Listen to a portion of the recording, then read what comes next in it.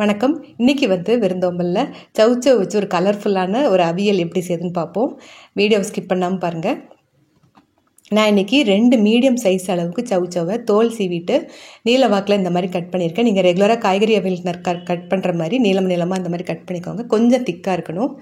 ஒரு பாத்திரத்தில் நறுக்கி வச்சுருக்க சவுச்சவ் துண்டுகளை சேர்த்துட்டு 1 கப்பு தண்ணி சேர்த்துக்கோங்க.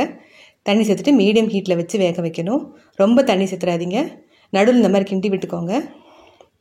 இப்போ அரைக்கிறதுக்கு என்னெல்லாம் பார்த்திங்கன்னா, 1/2 கப்பு தேங்காய், அப்புறம் 2 பச்சை மிளகாய், 4 சின்ன வெங்காயம், 1/4 டீஸ்பூன் ஜீரகம், அப்புறம் ஒரு 3 முந்திரி, கொஞ்சம் மஞ்சள் தூள், இதை சேர்த்து கொஞ்சம் குறப்பாக அரைச்சிக்கோங்க.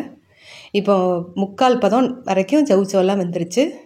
அது 3/4 பதம் வெந்த உடனே நம்ம அரைச்சி வச்சுருக்க தேங்காயெல்லாம் சேர்க்க போகிறோம். இப்போ அவியலுக்கு தேவையான உப்பு, நம்ம அரைச்சி வச்சுருக்க தேங்காய் விழுதையும் சேர்த்துருவோம். இது நீர்க்காய்ங்கிறதுனால அந்த திக்னஸ் கொடுக்கறதுக்காக ஒரு 3 முந்திரி சேர்த்துருக்கேன். இது கண்டிப்பாக சேர்க்கணுன்னு அவசியம் இல்லை. நீங்கள் விருப்பம் இல்லைன்னா விட்டுக்கோங்க. அரைச்சி வச்சுருக்க தேங்காயை சேர்த்துட்டு கொஞ்சமாக தண்ணி சேர்த்துட்டு இப்போ நல்லா கலந்து விட்டுறணும். இப்போ சவுச்சவோட அந்த அரைச்ச விழுதெல்லாம் ஒன்று போல் நல்லா மிக்ஸ் ஆகணும்.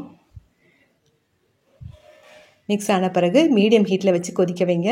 நல்லா ஜீரகத்தோட பச்சை வாசனைலாம் போகிற வரைக்கும் ஒரு 5லேருந்து 7 நிமிஷம் வரைக்கும் நல்லா கொதிக்கணும். நல்லா கொதிக்க ஆரம்பிச்சிருச்சு பாருங்கள். நல்லா கொதித்த உடனே இன்றைக்கி தயிர் நான் இந்த அளவு அவியலுக்கு 2 டேபிள் ஸ்பூன் அளவுக்கு திக்கான தயிர் சேர்க்க போகிறேன். நல்லா திக்காக இருக்க மாதிரி பார்த்துக்கோங்க. இது தண்ணி ஆயிடுச்சுன்னா நான் சொன்ன மாதிரி நீர்க்காய் ரொம்ப தண்ணி ஆனாலும் நல்லா இருக்காது. 2 டேபிள் ஸ்பூன் அளவுக்கு தயிர் சேர்த்துட்டு நல்லா கலந்து விட்டுட்டு, தயிர் சேர்த்த பிறகு ரொம்ப நேரம் அவியல் கொதிக்கக்கூடாது.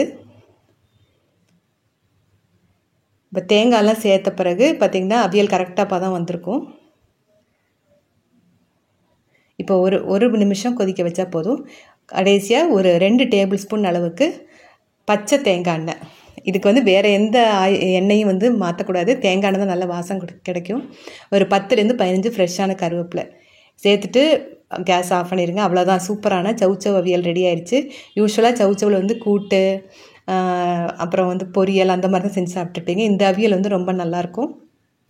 கடைசியாக எப்போதும் போல் கொஞ்சம் போல் எண்ணெய் ஊற்றி சூடானதும் கடுகு உளுந்து ஒரு டீஸ்பூன் கடுகு உளுந்து தாளித்து சேர்த்துக்கோங்க. சேர்த்துட்டு நல்லா கொஞ்சம் மிக்ஸ் பண்ணிவிட்டு கொஞ்சம் நேரம் மூடி வைக்கணும். அப்போ தான் அந்த வாசம் நல்லா இறங்கும். இந்த அவியல் சாம்பார், புளிக்குழம்பு, அப்புறம் காரக்குழம்பு எல்லாத்துக்குமே நல்ல ஒரு காம்பினேஷன். சவுச்சவ் வச்சு நீங்களும் டிஃப்ரெண்ட்டாக இந்த மெத்தடில் செஞ்சு பாருங்கள். இதே மாதிரி அவியல் என்னோடய சேனலில் ரெகுலர் அவியல் போட்டிருக்கேன். அப்புறம் இது வெள்ளை பூசணிக்காய் வச்சு அவியல் ரெசிபியும் ஏற்கனவே நம்ம சேனலில் போட்டிருக்கோம். நீங்களும் இதே சவுச்சவ் அவியல் செஞ்சு பாருங்கள். நன்றி, வணக்கம்.